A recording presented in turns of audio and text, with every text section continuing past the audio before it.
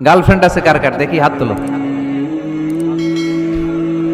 মাশাআল্লাহ, সাহস আছে ওদের, বুকের পাটা আছে। হাত দাও বেটা। এই গার্লফ্রেন্ড বয়ফ্রেন্ডের সাথে আমাদের কোনো সম্পর্ক, আমরা বিয়ে করব। কি করব? বিয়ে করব। চেয়ারম্যান সাহেব বিয়ে করাই দিন এগুলো, আপনার দায়িত্বে দিয়ে গেলাম।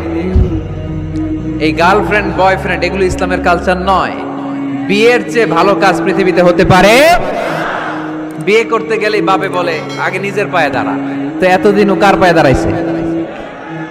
ছেলে মেয়েদেরকে সাহস দেন, ছেলেও পড়বে।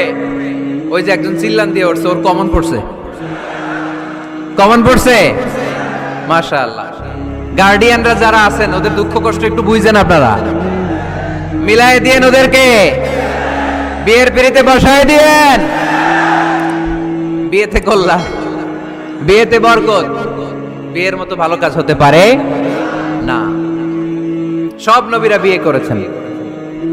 আর নিকাহ মিন সুন্নতি, বিয়ে আমার সুন্নাত। ফামান রাগিবা আন সুন্নতি ফালাইসা মিন্নি, যে আমার সুন্নতকে ভালোবাসে না সে আমার উম্মত হতে পারে না। বিয়েটাকে সহজ করে দেন। যেই সমাজে বিয়ে সহজ ওই সমাজে জিনা কঠিন, তাই না? যেই সমাজে জিনা সহজ ওই সমাজে বিয়ে কঠিন। আমাদের সমাজে জিনা করা সহজ, বিয়ে করতে লাগে 10 লাখ, জিনা করতে লাগে 1000, ঠিক কি না? 10 লাখ টাকা ছাড়া বিয়ে করা যায় না। এটা লাগবে ওইটা লাগবে, এই দাও ওই দাও, মোহর দাও, বিশাল অঙ্কের মোহর। 10 লক্ষ টাকা ধার্য না করলে মেয়ে দিবে না, এরকম আছে না নাই? না, এগুলো আসলে ইসলামিক কালচার না।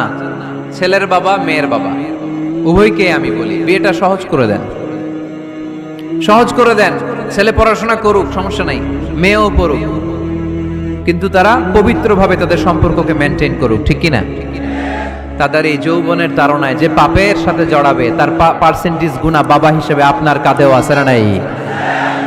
এজন্য বাবারা সাবধান, মায়েরা সাবধান, বিয়েটাকে সহজ করেন। এই এলাকার যুব সংঘ যারা আছো, তোমরা একটা ক্যাম্পেইন করবা এই মাহফিলের পরে, টাইমলি ম্যারেজ ক্যাম্পেইন।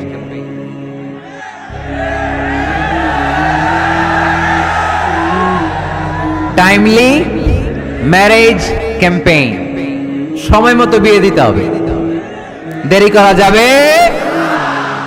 বাপ মা বুঝে না, একজনকে হুজুর আব্বাই বুঝে না। গার্ডিয়ান যারা আছেন একটু সদয় হন।